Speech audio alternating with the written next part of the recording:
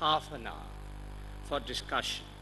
And I would like, it's a large audience, and the subject is of immense interest and importance. But I would like to appeal to the audience to try to make their interventions precise and engage with the arguments rather than the factual content of the three presentations, so that we can do this. We have half an hour? We have half an hour. So within the half hour, let's concentrate on the large arguments that have come out of the three presentations, rather than on various, little bits of information here and there, or little bits of clarification. But the larger arguments is what I'm suggesting. And I would also like to suggest that to save time, let's have the questions for each speaker, and then when all three sets of questions have been addressed to the speakers, I would like them to speak one by one, right? Rather than, would you like to take the questions straight away, or we have three sets of questions? I think we will have three sets of questions, and then so we have about 20 minutes for that, and 10, 12 minutes for three responses. And so when you ask your question, please say at the outset, who are you addressing? The floor is now open. Yes, we have Professor Vishwanath and Susan Vishwanath.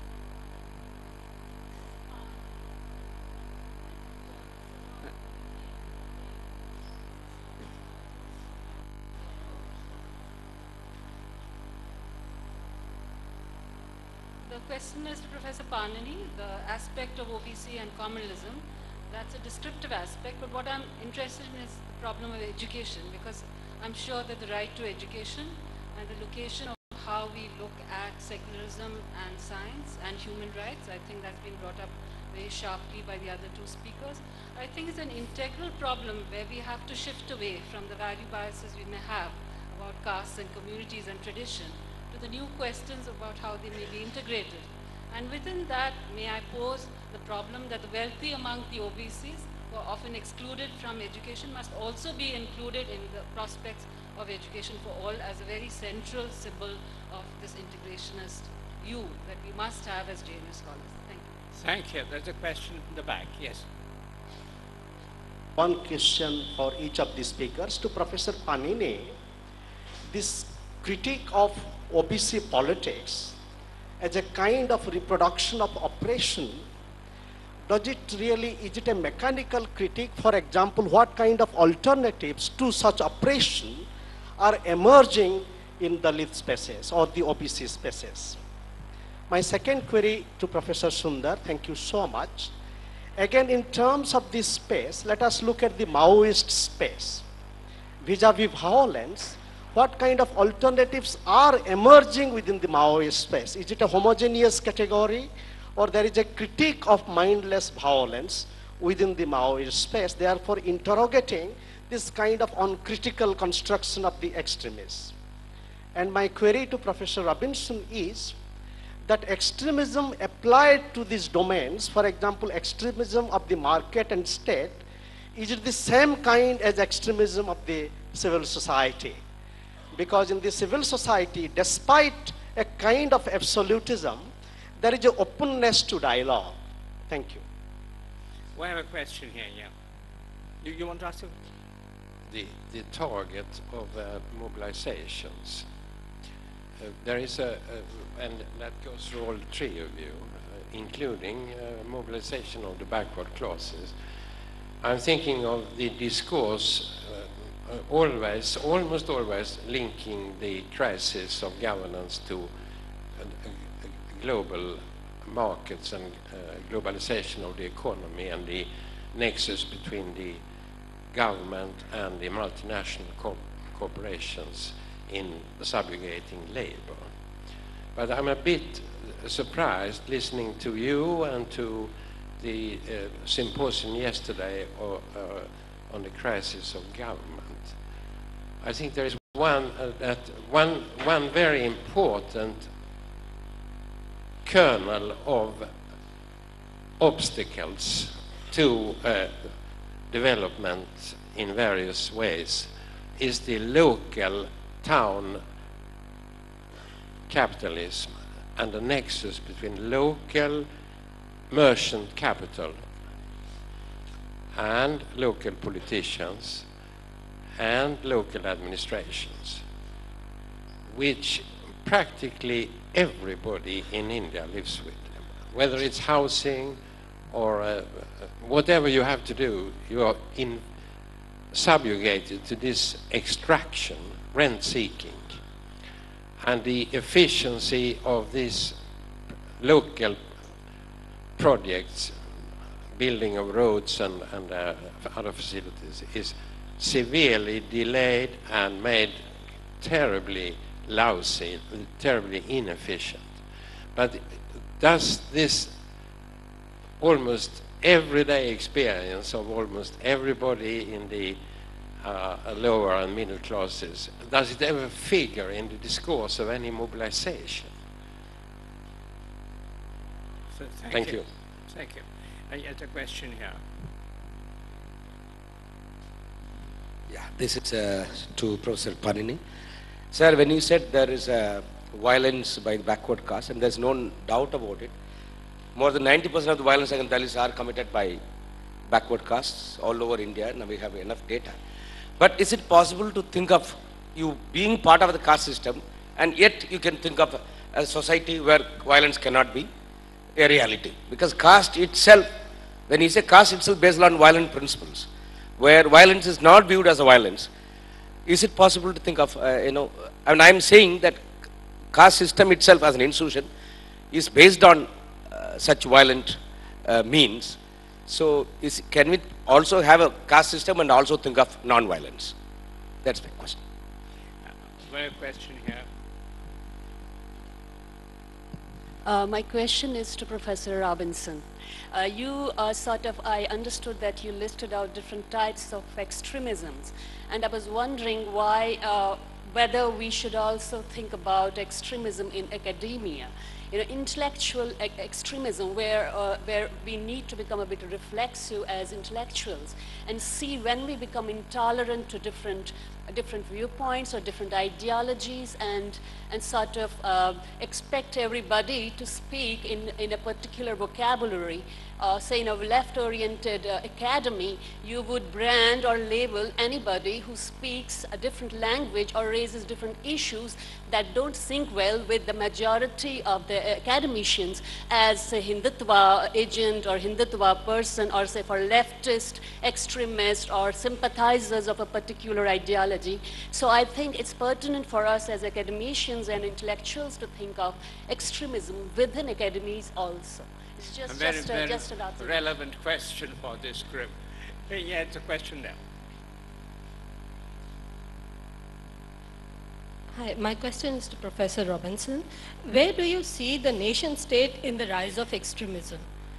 For it is in part perpetuator and protecting agency, which is further snowballing extremism, not only in terms of force, but in terms of coercive policy. Please.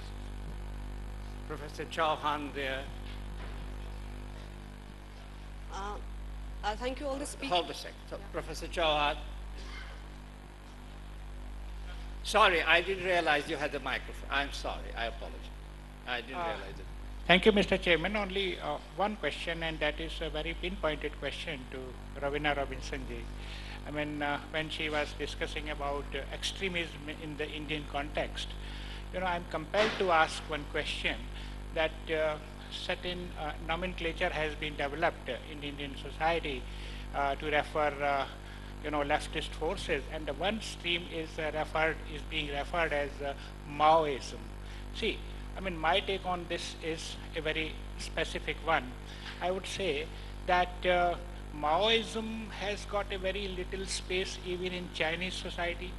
I have read the statements from Chinese Communist Party which says that Mao was one of the leaders, not the main leaders okay, if we, compare this situation in the Indian context, we can say that Gandhi was a great leader. And in China, they say that Mao was one of the leaders. So my question is very pinpointed. And how long we would like to say that these extremists are likely.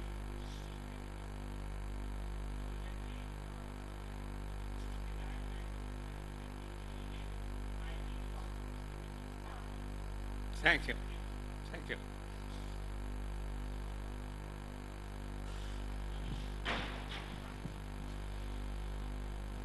Thank you all the speakers. I'm Rafia. I'm doing my MPhil here in JNU from Center of Social Medicine Community Health. My question is not only to the panel, but to the Indian Sociological Society, to the people sitting over here, that you of course capture the larger picture of what's going in India in the name of extremism. And you also captured very acute problems, be it Maoism, which is present in the central India, be it northeastern states. Those also found mention in your speech, but I was surprised to know that Kashmir didn't find any mention. Though I am very much in favor of this, that Kashmiri issue won't be taken as something which is very extreme or purviewed as something extremism. But the thing is, like, the problems in Kashmir are even more acute, and the human rights problems are even more, we of course need a lot of research there.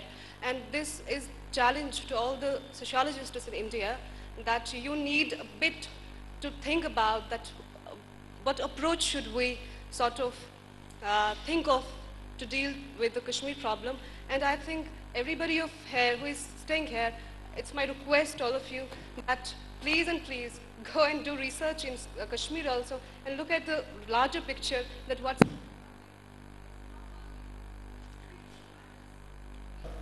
He sees the connection between the growth of communalism and the reservation given to OBCs. I think when you see the link between reservations and the communalism, or the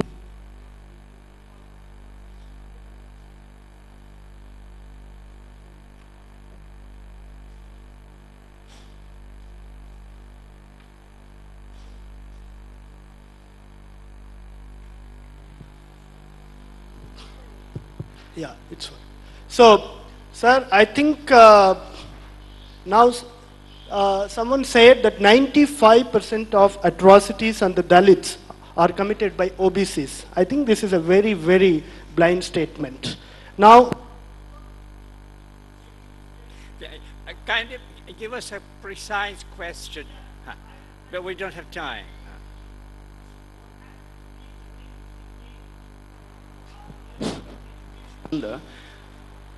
She has been connecting this extremism with poverty. Does it have no connection with conditioning, human conditioning? If poverty is the reason of extremism, why was there terrorism in Punjab, which well-off state? One. Is David Coleman Headley a poor man? Not only this, there are many examples why always extremism is connected with only poverty. Why not human conditioning, construction of an identity you deliberately created to mobilize the people for policy making, particular policy making? Thank you. The last question from there. And the second question is, ma'am, which is categorized with extremist of state and... Your questions for Professor Sundar? Yeah. I'm Nandini Sundar, ma'am. And the second question is, ma'am, you. You have categorized the extremist in different form, like state extremist and civil society extremist and people extremist like Maoist. So my question is, if state extremist is result of the Maoist, or Maoist extremist is result of the state extremist? And last question is, sir, if you have critiqued about the OBC extremist, if a system is manipulated, basically created, like based on Manu Smriti, which is the differentiated with the 4 category, Brahmar, Kshatriya, Vaishya, Sudra. And if there is, they do not feel that every human is equal. So if one is the result of the other, like you said that OBC is exploited the SC/ST, but what is the result if the system is the divided in this kind? I am not saying that Brahman is very close to the SC/ST, but OBC is very close to the SC/ST in the form of worker and in the form of, so the struggle is going to both sides, SC and OBC. But who is the creator of divider? Are Brahman, who is the rule in 500,000 years? Are who? It means that to whom you blame, OBC or means Brahman? Thank you. The question is question. Professor Katakai, can I take more questions? No. No, I'm sorry. There is that actually I was stressing on the fact that the ideology of rights lead to the ideology of assertion, and then it also leads to the ideology of dominance. There is a slippage that occurs in course of or in course of time through politics, and as people gain confidence, right? What is assertion yesterday becomes dominance, tomorrow, today. So this is, I wanted to just point this out to you, point out this feature of this feature that actually, need to be understood. I think, although you have used the term antinomy, I'm also unhappy with the term antinomy for this reason. I think that it signifies a failure on our part to really explain the antinomies that arise. I think we need to broaden our horizon. We need to consider many more issues, many more questions. We need to consider the, the feelings, the interior feelings of the oppressed as well as the oppressors, in order to see how these transformations take place. So all that I was taught, I was not talking specifically about particular policies as such. I was generally talking about the trends. Certainly, Professor Ramaya and a few others drew my attention to the structural issues of antinomies. I think we, certainly, I think caste is is embedded in caste is violence. Now, having done that, how do we, move away from that? In the very process of movement, there are these antinomies that emerge, and which, in some ways, defeat the very purpose, which become counterproductive. This is what I want to emphasize. And then Professor Giri mentioned what is the alternative. I think we should, what shall I say, alternative, I don't want to appropriate for myself the position of dominance and to say that I have the magic wand. I think that's for all of us to think. Thank you.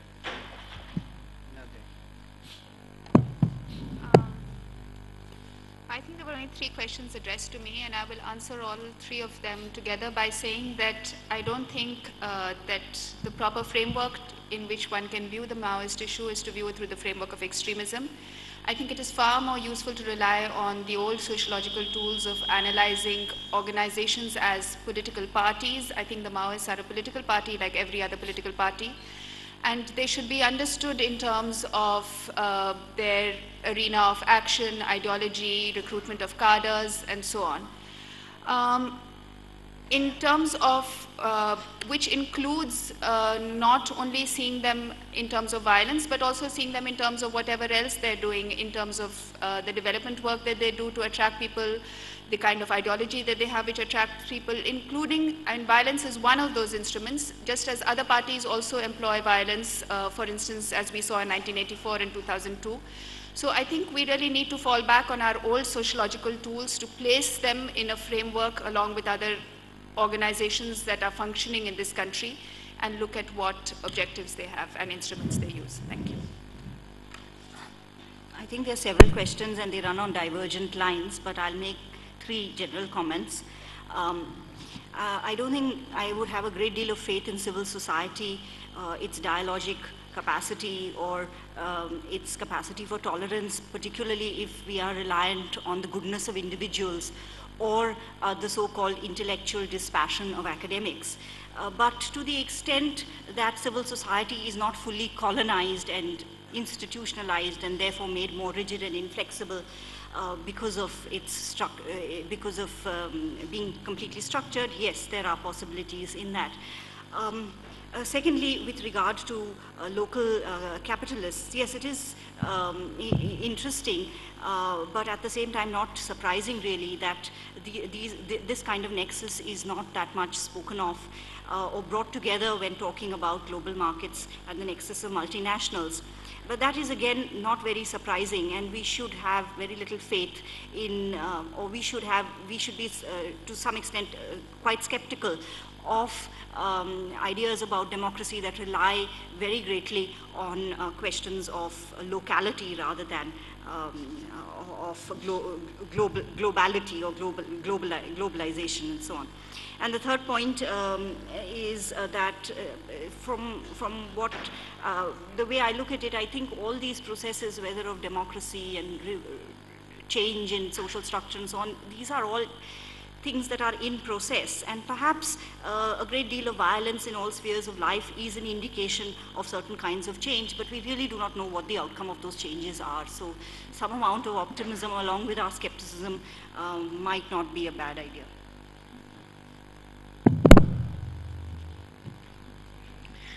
Thank you very much, all 3 speakers.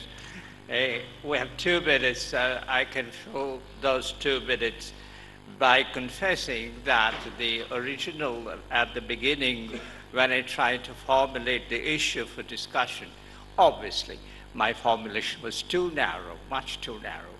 I spoke only in terms of political and religious centers for a discussion of extremism, but obviously from the presentations that have been made, you can see how vast the area for discussion is. I would also like to say that one of the things that has become quite clear to me by listening to the speakers, that in talking about extremism, we can perhaps be talking about 4 or 5 different things. We can be talking about attitudes. And I think here the notion of the extremism of indifference or silence, it's something extremely it's an extremely rich idea and should be pursued. So there is extremism of attitudes, which should include extremism of discourse. Something was said about discourse in the academy.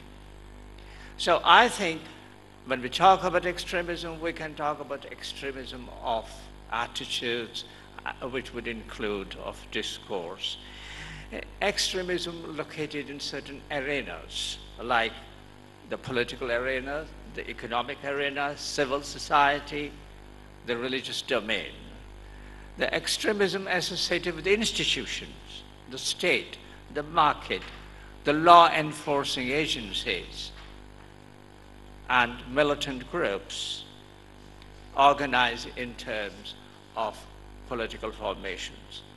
And of course, extremism can be conceptualized in terms of perpetrators and victims.